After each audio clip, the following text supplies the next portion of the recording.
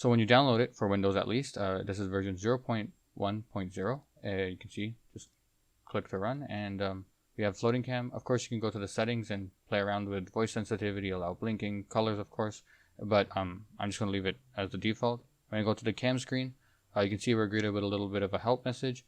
Just remember this command H. If you ever click H, for example, I'm over here on the page. If I click H, I get the settings again. That's really important.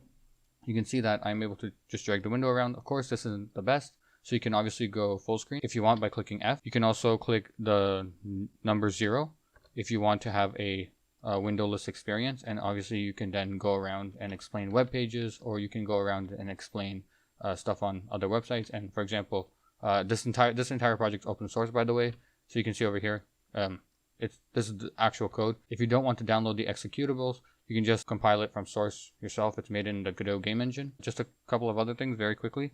H, I just want to reiterate, that's the help screen.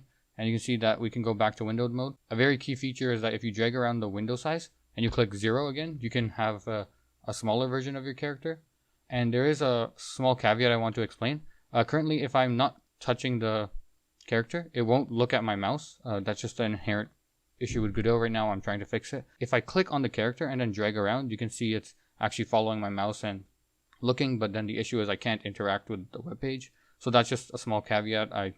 Might be a deal breaker, but I'm just explaining the facts of this program right now and version 0.1.0. Anyway, that's all I have to say. Have an amazing day.